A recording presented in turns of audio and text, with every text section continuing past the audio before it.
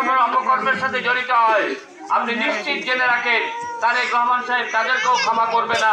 আসন্ন জাতীয় সংসদ নির্বাচনকে সামনে রেখে সাংগঠনিক তৎপরতা ও জনমত গঠনের লক্ষ্যে চট্টগ্রামের ১ নম্বর ঝিল মহল্লা কমিটির উদ্যোগে এক বিশাল নির্বাচনী উঠান বৈঠক অনুষ্ঠিত হয়েছে। চট্টগ্রাম মহানগর স্বেচ্ছাসেবক দলের সাবেক সহ আপ্যায়ন বিষয়ক সম্পাদক রনির সঞ্চালনায় অনুষ্ঠানে প্রধান অতিথি হিসেবে উপস্থিত ছিলেন আকবরশাহ থানা বিএনপির সাবেক সভাপতি ও ৯ নম্বর ওয়ার্ডের সাবেক কাউন্সিলর আলহাজ আব্দুস সাত্তার সেলিম।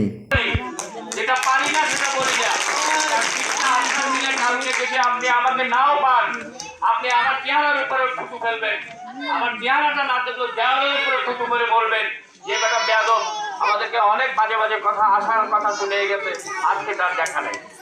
উক্ত উঠান বৈঠকে বিশেষ অতিথি হিসেবে আরও উপস্থিত ছিলেন চট্টগ্রাম মহানগর মহিলা দলের সিনিয়র সহসভাপতি সকিনা বেগম, ৯ নম্বর ওয়ার্ড বিএনপির যুগ্ম আহ্বায়ক হাফেজ বেলাল, আকবরশাহ থানা শ্রমিক দলের সাবেক সভাপতি মনির হোসেন, ৯ নম্বর ওয়ার্ড স্বেচ্ছাসেবক দলের যুগ্ম আহ্বায়ক দেলোয়ার হোসেন ও আফসার।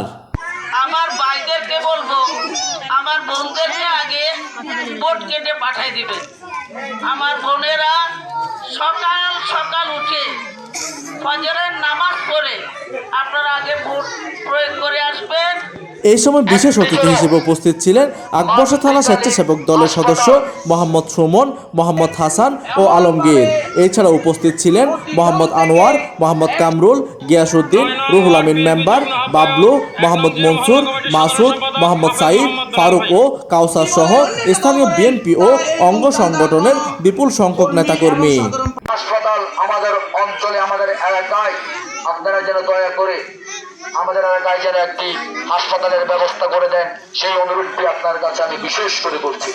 প্রধান অতিথির বক্তব্যে আলহাজ আব্দুস সাত্তার সেলিম বলেন, আগামী দিনে আন্দোলন ও নির্বাচনে ১ নম্বর ঝিল মহল্লা তথা ৯ নম্বর ওয়ার্ডের প্রতিটি ঘরে ঘরে ধানের শীষের বার্তা পৌঁছে দিতে হবে।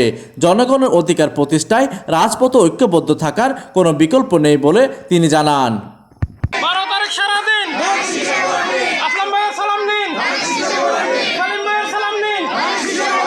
প্রতিনিধি কামরুল হাসানের তথ্য ও পাঠানো চিত্রে ডেস্ক নিউজ, দিগন্তের বার্তা 24, চট্টগ্রাম।